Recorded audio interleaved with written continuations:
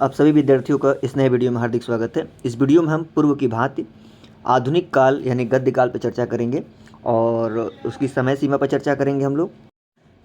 आप सभी को पता ही होगा कि हम लोगों ने इसके पहले 3 वीडियो लेक्चर पे यानी आदिकाल, वीरगाथा काल, पूर्व मध्यकाल यानी भक्ति काल, उत्तर मध्यकाल यानी रीति काल पे हमने पहले चर्चा कर लिया है।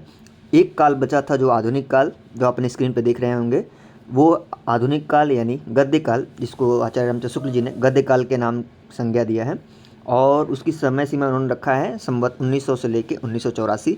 इस पर हम सरल भाषा में प्रकाश डालेंगे। केवल और केवल हम सिर्फ और सिर्फ विषय प्रवेश हम कर रहे हैं, यानी हम सिर्फ और सिर्फ जो है एक भूमिका के तौर पे प्रकाश डाल रहे हैं कि आधुनिक काल क्या है और उसकी जो है समय सीमा क्या है। इन्हीं सारे बिंदु पर हम चर्चा कर रहे हैं, ठीक है।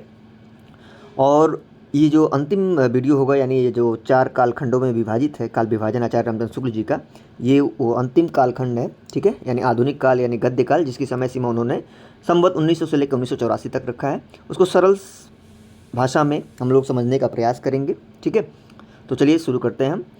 देखिए, बात करते हैं आधुनिक काल यानी गद्य काल। इसकी समय सीमा आचार्य रामचंद्र शुक्ल जी ने संवत 1900 से लेकर 1984 तक रखा था। इतना ध्यान रखेंगे कि शुक्ल जी ने इसकी समय सीमा क्या रखा है, संवत 1900 से लेकर 1984 तक रखा है। आधुनिक काल को शुक्ल जी ने गद्य काल के नाम से संज्ञा दी। यानी कोई प्रश्न पूछा जा सकता है कि मान लीजिए आधुनिक काल किसने कहा है, ठीक है। तो यानी आधुनिक काल को गद्य काल किसने कहा है, तो आपको ध्यान रखना है कि शुक्ल जी ने कहा है। यानी आधुनिक काल को गद्य काल की अगर किसी ने संज्ञा दी है तो आचार्य रामचंद्र शुक्ल जी ने दिया, ठीक है। वस्तु इस काल में सबसे महत्वपूर्ण घटना है कि गद्य का विकास है। यानी इस काल में जो है सबसे बड़ी जो चीज़ हुई है, जो विकास हुआ है, वो गद्य का विकास हुआ है, ठीक है। यानी जितने भी गद्य खंड हैं, जितने भी गद्य विधाएँ, सारी रचनाएँ जो है इसी में हुई हैं। किंतु इस काल में पद्य के भी विविध मुखी महत्वपूर्ण विकास हुआ है। इसमें सिर्फ गद्य ही नहीं, पद्य का भी जो है विकास हुआ है। आधुनिक काल के नाम से परिभाषित इस युग में अनेक युग और वाद समाहित है। इन वादों का क्रमिक विकास इस प्रकार हुआ, जैसे मान लीजिए कि छायावाद है, अभिव्यंजनावाद है, यथार्थवाद है, प्रयोगवाद है और बहुत सारे जो है युग और वाद इसमें समाहित हैं। आधुनिक काल में जो है आधुनिक काल के अनेक प्रवृत्तियों से भरा पड़ा है। यानी आधुनिक काल जो है अनेक प्रवृत्तियों से भरा पड़ा है। ये कभी हम विस्तृत वीडियो में चर्चा करेंगे उन प्रवृत्तियों के बारे में। मोटे मोटे तौर पे हमें सिर्फ और सिर्फ आधुनिक काल के जो है एक तरह से समय सीमा पे और जो है इसकी महत्वपूर्ण बिंदु पे हमें प्रकाश डालना था, जो आप इस वीडियो के माध्यम से आपने देखा और हमने उसको महत्वपूर्ण बिंदुओं को समझाने का प्रयास किया। देखिए, हमने पूर्व की भांति हमने आधुनिक आदिकाल यानी वीरगाथा काल की चर्चा की, पूर्व मध्यकाल यानी भक्ति काल पे भी हमने चर्चा किया, उत्तर मध्यकाल रीति काल पे भी चर्चाएं हुई और ये जो अंतिम था आधुनिक काल यानी गद्य काल पे भी चर्चा हुई। ध्यान देंगे, शुक्ल जी का जो है 900 वर्ष, यानी शुक्ल जी 900 वर्षों के बिखरे हुए हिंदी साहित्य के इतिहास को मात्र 4 कालखंडों विभाजित कर एक सफल इतिहास ग्रंथ लिखने का प्रयास किया। आपको पता ही होगा कि आचार्य रामचंद्र शुक्ल जी ने हिंदी साहित्य का इतिहास नामक जो है ग्रंथ लिखा है, जो बहुत ही प्रामाणिक ग्रंथ माना जाता है और सुव्यवस्थित माना जाता है, ठीक है।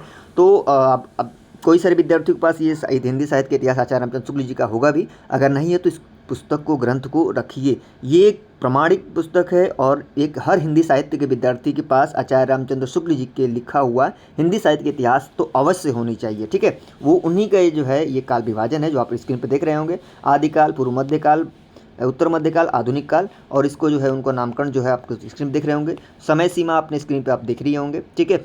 यानी आदिकाल के जो उन्होंने नाम दिया वीरगाथा काल, समय सीमा उन्होंने 1050 से संवत 1050 से 1375। पूर्व मध्यकाल उन्होंने भक्ति काल की संज्ञा दिया, समय सीमा रखा संवत 1375 से 1700। उत्तर मध्यकाल यानी रीति काल नाम दिया उन्होंने, समय सीमा रखा उन्होंने 1700 से लेकर 1900 तक। और आधुनिक काल को उन्होंने गद्य काल की संज्ञा दिया और उसकी समय सीमा रखा संवत 1900 से लेकर 1984 तक। ये तो रहा आचार्य रामचंद्र शुक्ल जी के द्वारा काल विभाजन और उनका नामकरण, ठीक है।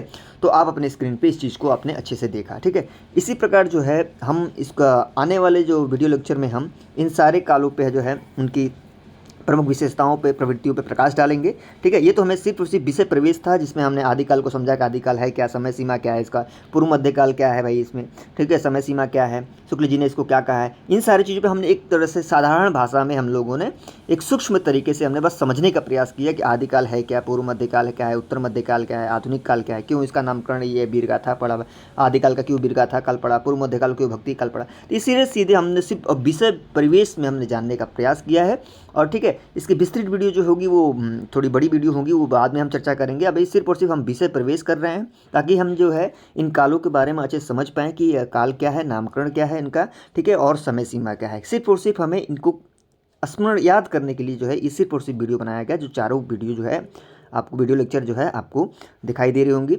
तो ये सारी वीडियो सिर्फ और सिर्फ जो है आपके विषय प्रवेश के लिए है, क्योंकि बहुत सारे विद्यार्थी जो है अभी इनसे जो है परिचित नहीं होते हैं कि वीरगाथा काल क्या है, भक्ति काल क्या है, रीति काल क्या है, गद्य काल क्या है।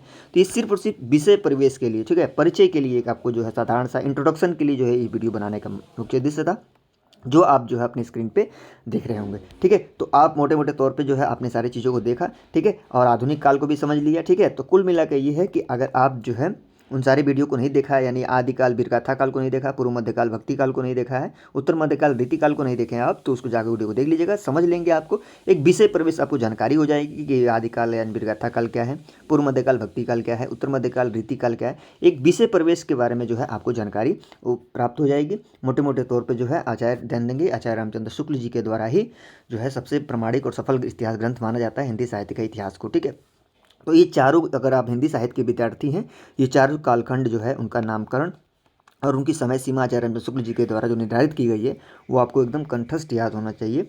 ठीक है, क्योंकि ये हिंदी साहित्य के विद्यार्थी के पास एकदम इसको याद होना ही चाहिए, और ये जो है बहुत महत्वपूर्ण बिंदु है जो आप देख रहे होंगे। इधर आपका, ठीक है, नामकरण है, इधर आपका समय सीमा है, और ये काल है। ठीक है, तो कुल मिला के जो है आप अपने स्क्रीन पे जो देख रहे होंगे स्क्रीनशॉट कर लीजिएगा, उसको याद करते रहिए। ठीक है, जैसे भी याद करें, लिख के भी याद कर लेंगे, कोई बहुत ज़्यादा कठिन नहीं। चार कालखंड हैं जो आप देख रहे होंगे। ठीक है, अगर आप शुक्ल जी की किताब आपके पास नहीं है तो शुक्ल जी की किताब को खरीदने का प्रयास करें, क्योंकि वो प्रामाणिक किताब है और आप उसको धीरे धीरे पढ़ने शुरू करें। ठीक है, बहुत ज़्यादा मोटी किताब भी नहीं है कि आप नहीं पढ़ पाएंगे, आसान भाषा में आप पढ़ लेंगे धीरे धीरे। हो सकता हो कि एक बार पढ़ रहे हो तो आपको समझ में ना आए, लेकिन जब 2-3 बार उस किताब को जब पढ़ेंगे आप, तो धीरे धीरे जो है आपको उन बिंदुओं पे पकड़ होने लगेगी, शब्दावली पे पकड़ होने लगेगी। ठीक है, और धीरे धीरे जो है आपको समझ में आने लगेगा। ठीक है, बाकी जो है हम अपनी तरफ से पूरी कोशिश करेंगे, हर एक बिंदु पर एक आसान भाषा में सरल शब्दावली का प्रयोग करते हुए आपको समझाने का पूर्ण प्रयास किया जाएगा। ठीक है, और जो है आपको याद करना चाहे आपको पढ़ना, अब मेहनत करना तो आपके हाथ में ही है, आपको ही करना पड़ेगा। बस एक मार्गदर्शन के तौर पे जो है हम जो भी हमसे हो सकेगा मार्गदर्शन करने के लिए, आपको जो भी सहायता के तौर पे मार्गदर्शन होगी, हम वीडियो के माध्यम से आपको, वीडियो लेक्चर के माध्यम से आपको पहुंचाने का ज़रूर प्रयास किया जाएगा। लेकिन यह है कि आपको जो है याद करने की जो जो चीज़ें हैं, स्मरण करने की सारी चीज़ें जो है पढ़ना जो है आपको खुद पड़ेगा। इसीलिए जो है हो सकता है कि हमने कई बार विद्यार्थियों को सामना करना पड़ता है। अगर मान लीजिए आपने शुक्ल जी के जो है मूल ग्रंथ को आपने नहीं पढ़ा है, तो हो सकता है कि जब पहली बार जब पढ़ने बैठे तो बहुत सारे ऐसे शब्दावली होते हैं जो आपको समझ में नहीं आएंगी, उनकी भाषाओं को, मतलब शब्दों को समझ में नहीं आ पाएंगे, उनके अर्थ को, क्योंकि कुछ कुछ जटिल शब्द होते हैं। हो सकता है वो पहली बार समझ में ना आए, लेकिन धीरे धीरे जब पढ़ना शुरू करते हैं, जब आप उन शब्दों पर जब पकड़ बनने शुरू हो जाएगी, जब 1 से 2 बार 3 बार जब पढ़ने लगेंगे, तो धीरे धीरे आपको समझ में आने लगेगी शुक्ल जी की पुस्तक। ठीक है, तो ये ज़रूर पढ़ लें। और इसके बाद जो है आप बाकी वस्तुनिष्ठ किताबों का भी सहारा ले सकते हैं, ताकि आपकी आगामी परीक्षा के लिए महत्वपूर्ण हो, चाहे आपका स्टेट हो, टीजीटी पीजीटी हो। ठीक है, तो ये सारी चीज़ें जो है आपके मूल ग्रंथ से ही पूछी जाती हैं, इसलिए मूल ग्रंथ किताब अपने पास ज़रूर रखें। ठीक है, मूल ग्रंथ किताब आपके पास होना ही चाहिए। ठीक है, चाहे वो शुक्ल जी का हो, चाहे डॉक्टर नगेंद्र जी का हो, ठीक है, चाहे बच्चन सिंह जी का हो, ये सारी चीज़ें जो है मूल ग्रंथ हैं, मूल ग्रंथ जो है आपके पास होना ही चाहिए। एक हिंदी साहित्य के विद्यार्थी के पास मूल किताबें तो अवश्य होनी चाहिए, क्योंकि बिना मूल किताबें के आप पढ़ेंगे तो फिर आपके साथ जो है आगामी जो आप जो है कंपटीशन के एग्ज़ाम में जब बैठते हैं तो वहाँ आपको समस्याओं का सामना करना पड़ जाएगा। क्योंकि मान लीजिए आपने मूल किताब से नहीं पढ़ा है, तो बहुत सारी समस्याओं का सामना करना पड़ेगा आपको। हो सकता हो कि प्रश्न ऐसे पूछे जाएंगे तो आपने उस प्रश्न को कभी देखा ही ना हो, ठीक है, उस प्रश्न से सामना ना हुआ आपको, तो आपको लगेगा कि प्रश्न नया कहाँ से आ गया। तो इसीलिए हम बार बार हम हर वीडियो में ये बताने का प्रयास करते हैं कि आपके पास जो है मूल प्रमाणिक किताब अवश्य होनी चाहिए, जिससे जो है आप आगामी जो है आपकी कोई भी एग्ज़ाम हो कंपटीशन की, चाहे वो टेट हो, चाहे आपका या स्टेट हो, चाहे पेपर 1 हो, पेपर 2 हो, या स्टेट का पेपर 1 पेपर 2 जो भी हो, वो सारे के सारे जो प्रश्न हैं आपके मूल किताब से ही पूछे जाते हैं। ठीक है, इसीलिए जो है मूल किताब अपने पास अवश्य रखिए, और उन सारे बिंदुओं पे जो है आप एक नोट्स बनाते हुए चलिए। मूल किताब होना अवश्य बहुत ज़रूरी है, क्योंकि मूल किताब से ही आपका जो है वो सफलता की तरफ जो है आपको सहायता अगर कोई करेगा तो मूल किताब ही कर सकता है। पढ़ना आपको है, लेकिन मूल किताब से पढ़ना पड़ेगा, तभी आप जो है आप सफल हो पाएंगे।